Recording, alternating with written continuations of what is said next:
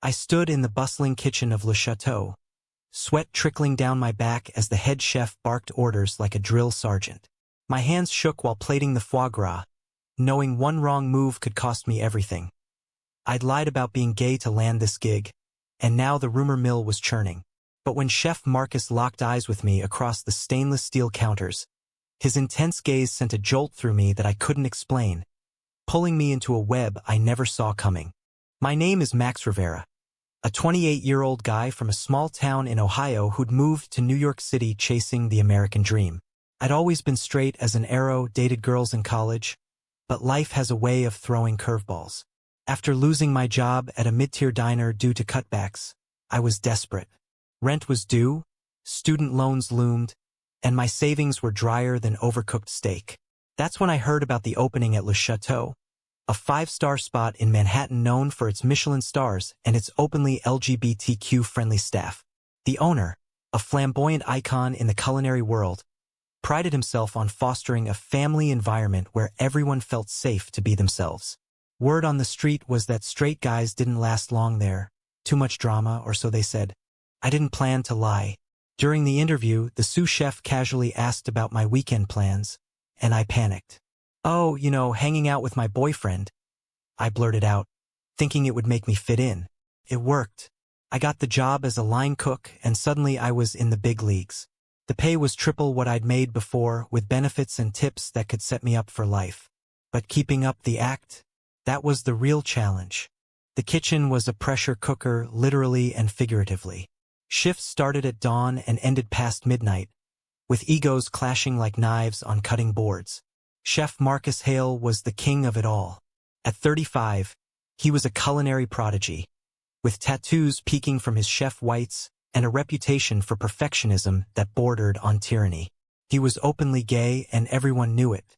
His exes were legends in the gossip circles, models, artists, even a Broadway star. I admired him from afar, his precision in the kitchen inspiring me to push harder.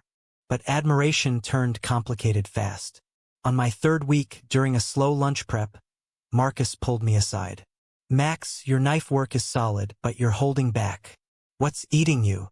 His voice was low, almost intimate, and I felt my face heat up. "Nothing, chef. Just adjusting." He smirked, leaning closer. "Call me Marcus when we're not on the line. And hey, if you need someone to talk to about personal stuff, I'm here." I nodded, heart pounding. Did he suspect? Or was he just being friendly? The staff outings sealed my fate. Every Friday, the crew hit gay bars in Chelsea, unwinding with cocktails and stories. I tagged along, nursing beers and laughing at jokes I half understood. One night, a waiter named Jamie cornered me. "So, who's your type, Max? Twinks or bears?" I froze, then mumbled something about confident guys. Jamie bought it, but Marcus watched from across the bar, his expression unreadable. As weeks turned to months, the lie weighed heavier. Back home in my tiny apartment, I'd call my sister Elena, venting without revealing the truth. "The job's great, but the pressure." She'd laugh. "You? In a fancy kitchen? Mom would be proud." Mom, a conservative Catholic from the Midwest, would flip if she knew about the facade. She already nagged me about settling down with a nice girl. The irony stung. Then came the turning point. During a high-profile event for a celebrity wedding, the kitchen was chaos. I burned a sauce and Marcus exploded. "What the hell, Max? Get your head in the game." Humiliated, I stormed to the alley for air. He followed minutes later. "Sorry for yelling. It's not personal." We really talked for the first time. About dreams, failures, the grind of the industry. He opened up about his coming-out story, the rejection from his family, how cooking became his escape. I shared bits of my past, careful not to slip. By the end, his hand brushed mine, and I didn't pull away. "You're different, Max. I like that." That night, doubts crept in. Was I just playing a role too well? Or was something shifting inside me? The kitchen dynamics changed after that. Marcus assigned me to his station more often, our banter laced with unspoken tension. Colleagues noticed. "You two are cute," Jamie teased. I laughed it off, but inside, panic brewed. If the truth came out, I'd lose the job and maybe more. Social conflicts piled on.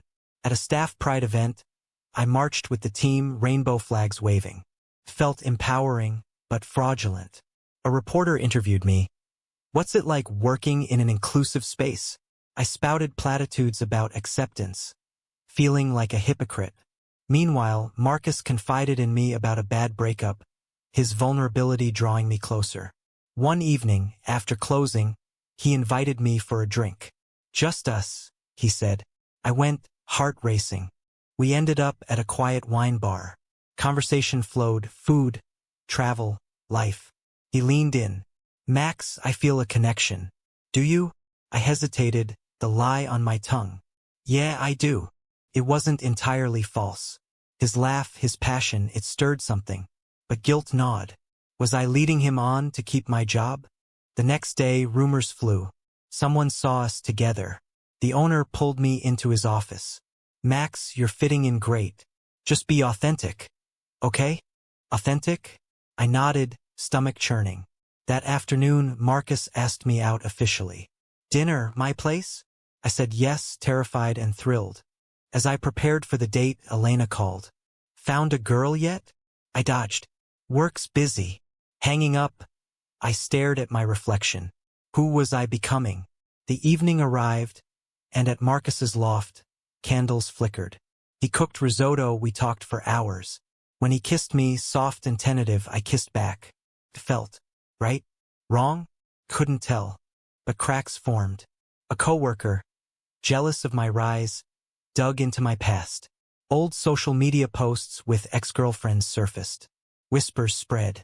Marcus confronted me gently. Max, is there something you want to tell me? I denied it, but the seed was planted. The drama escalated at a team meeting. The owner announced a diversity initiative, praising our authentic selves. I felt exposed. That night, alone, I questioned everything. Society's boxes, straight, gay, what did it mean? My choices were unraveling me. The fallout hit like a kitchen fire. The next shift, tension hung thick in the air. Colleagues side-eyed me, and Jamie pulled me aside. Heard some stuff about you, Max. You playing us? I stammered a denial, but doubt lingered. Marcus was distant, focusing on prep without our usual banter. It hurt more than I expected. I threw myself into work, perfecting dishes to prove my worth. But the lie festered. At home, I scrolled through forums. Stories of people faking identities for jobs, the ethical debates raging. Was I harming the community I pretended to join? The guilt twisted like a knife. Then a family visit loomed. Mom and Elena flew in for my birthday.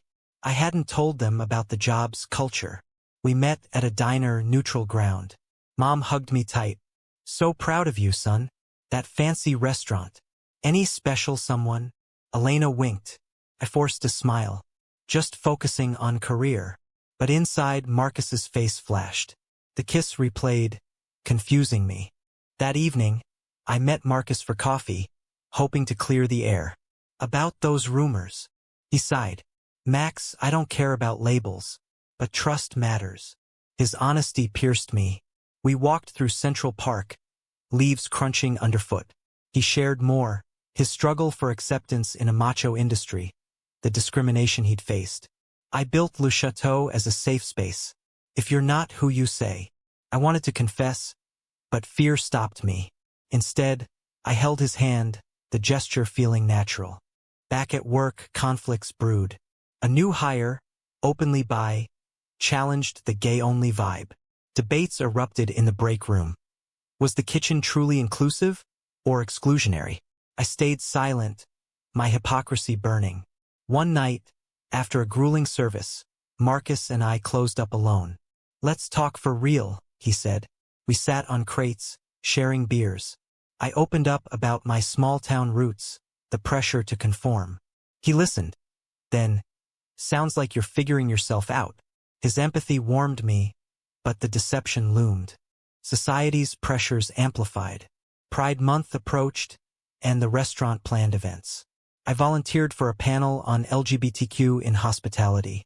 Ironic. Preparing, I researched real stories, feeling like a fraud. Meanwhile, my feelings for Marcus deepened. Stolen glances, brushes in the kitchen, they sparked something real.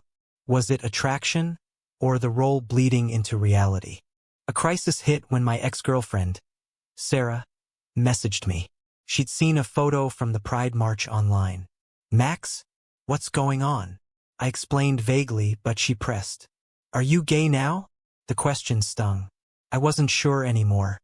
The panel day arrived. On stage, I spoke about belonging, words hollow. A question from the audience. How do you handle imposter syndrome? I froze, then ad-libbed about authenticity. Marcus watched from the crowd, pride in his eyes. Afterward, he pulled me aside. "You were great." We kissed in the alley, passion igniting. But doubt crashed in. Family dinner that night was torture. Mom raved about the restaurant. Then, "I hope you're not getting into that liberal nonsense." Elena eyed me. "Mom, times change." The clash mirrored my internal war, traditional values versus newfound feelings. Post-panel, rumors intensified. The jealous coworker confronted me publicly. "Admit it, Max, you're straight." The kitchen went silent. Marcus stepped in. "Enough. Private lives stay private." But the damage was done. I fled to the roof, tears stinging. Marcus found me. "Tell me the truth." I confessed everything. The lie to get the job, the desperation, how feelings evolved. He was hurt, angry. "You used us?" "Me?" We argued, voices echoing. "It started as a lie, but it's real now." He stormed off. The next days were hell. Shifts awkward, performance slipping. The owner called a meeting. "We value honesty here." I braced for firing, but he surprised me. "Work through it, but fix the trust." Marcus avoided me, but glimpses of longing remained. I sought advice from Jamie, who sympathized. "Sexuality's fluid, man. Own it." Inspired, I explored reading books, attending support groups anonymously. Questions swirled. Was I bi, gay, or just in love? A breakthrough came during a slow night. Marcus and I worked side by side. "I'm sorry," I whispered. He nodded. "Me too." For pushing. We rebuilt slowly, conversations deepening. But external pressures mounted. Mom discovered the rumors via Elena's social media sleuthing. She called furious. "Is this true? You're gay?" I hedged. "It's complicated." The argument escalated, her faith versus my choices. "Think about your soul." It broke me. Seeking solace, I turned to Marcus. At his place, we talked all night. No kisses, just raw emotion. He shared his own family rejection. "It gets better." His support solidified my feelings. As Pride events peaked, the restaurant hosted a gala. I decided to come clean publicly in a toast. I started here with a lie, but found truth. The room buzzed. Marcus smiled faintly. Post-gala, we walked home. "What now?" he asked. I took his hand. "Us." The honeymoon phase didn't last. Reality crashed in like a dropped tray. After my confession at the gala, the staff split. Some supportive, others resentful. "You invaded our space," one said. Debates raged. Was pretending gay cultural appropriation? Harmful stereotyping. I defended myself, but the backlash stung. Marcus and I navigated carefully. Dates were discreet, feelings intense but fragile. "We take it slow," he said. But slow wasn't society's pace. Online, a blog post about Le Chateau's fake gay scandal went viral. Comments poured in, some defending fluidity, others accusing fraud. The owner fielded calls. Business dipped slightly. Personally, my world tilted. Elena visited, probing. "So, you and Marcus?" I admitted. "It's real." She hugged me. "I'm happy for you." "But Mom?" Radio silence. Weeks later, a letter arrived. "Praying for you to find your way back." Heartache deepened. In the kitchen, professional jealousy flared. The coworker who'd outed me pushed for my demotion. Marcus defended me, but bias accusations flew. Favoritism strained our bond. One night after a fight, I stormed out. "Is this worth it?" Alone, I reflected on choices. Society's rigid labels, straight privilege, queer struggles. My journey blurred lines, sparking internal conflict. Was I authentic now or still pretending? Reconciliation came unexpectedly. During a team-building retreat, Marcus and I shared a cabin. Tensions boiled over into honesty. I love you, Max. But the drama. I confessed fears. I love you too. Let's fight for it. We emerged stronger, united. But external storms brewed. A conservative group protested the restaurant, citing my deception as moral decay. Counter-protests from LGBTQ allies ensued. Media frenzy peaked. Interviews, op-eds. I spoke out. Identity isn't static. My story's about growth. Polarized opinions. Family rift widened. Mom invited me home for Thanksgiving, but with conditions. No talk of that. I declined, choosing authenticity. Elena mediated, but pain lingered. Marcus's past resurfaced. His ex, a vindictive artist, leaked old texts, twisting them to paint him as manipulative. We weathered it together, trust-tested. A pivotal moment. The owner offered me a promotion, but with scrutiny. Prove you're committed. I dove in, creating dishes inspired by my journey. Fusion of Midwestern roots and New York flair. As winter set in, our relationship blossomed amid chaos. Stolen weekends, deep talks. But doubts crept. Was love born of deception sustainable? The climax built at a holiday party. Mom showed up unannounced, Elena in tow. I want to understand. Confrontations ensued. Tears, arguments about faith. Acceptance. Marcus stood by me. Love is love. Mom softened slightly, but left unresolved. Post-party, exhaustion hit. Is this our life? Constant battle? Marcus asked. I nodded. If it's with you, yes. File 4. The new year brought resolution and more turmoil. Business rebounded, thanks to positive press on inclusivity. But personal battles raged. Mom called sporadically, awkward conversations hinting at thaw. Read an article about people like you. Progress slow but real. In the kitchen, harmony returned. My promotion solidified, earning respect through skill. Marcus and I balanced work and romance, setting boundaries. Yet, societal echoes persisted. A documentary crew filmed at Le Chateau, focusing on my story. Interviews delved deep, regrets, revelations. Faking it hurt, but led to truth. Airing sparked debates. Fluidity versus appropriation. Online trolls targeted us, but support outweighed hate. Internally, I grappled with identity. Therapy helped unpacking attraction, realizing bisexuality fit. Coming out to old friends mixed, some accepting, others distant. A major conflict arose when Marcus proposed a joint venture. A pop-up eatery celebrating diverse stories. Exciting but risky. Investors balked at our controversial past.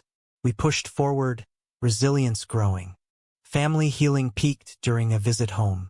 Mom cooked my favorites, tentative questions flowing. Does he make you happy? Tears followed. Yes. Hugs bridged gaps, though not fully. Back in NYC, the pop-up launched triumphantly. Reviews raved, symbolizing our journey. But a twist. An old flame of Marcus's returned, offering temptation. Jealousy flared, testing trust. He's history, Marcus assured. We emerged closer. As spring bloomed, reflection set in. Choices defined us. Deception's cost. Love's reward. The pop-up's success propelled us forward, but life's unpredictability struck. Marcus faced health scares, a kitchen injury leading to surgery. I nursed him, roles reversing. Vulnerability deepened our bond. Society's evolution mirrored ours. Laws changed, attitudes shifted, but pockets of resistance remained. We advocated, speaking at events, inspiring others. Family fully reconciled at Elena's wedding. Mom met Marcus, initial awkwardness yielding to warmth. Welcome to the family. Professionally, we thrived. Le Chateau earned another star, my contributions key. Yet, questions lingered. Had my lie caused irreparable harm? or sparked necessary dialogue. In quiet moments, we pondered futures, marriage, kids, dreams intertwined. One evening, overlooking the city, Marcus proposed. "Will you?" Tears in my eyes. Yes. But the path wasn't smooth. Ongoing debates about authenticity in queer spaces challenged us. We navigated, growing. As our story closed a chapter, one truth emerged. Love defies boxes. Was it right to fake an identity for survival, even if it led to genuine self-discovery?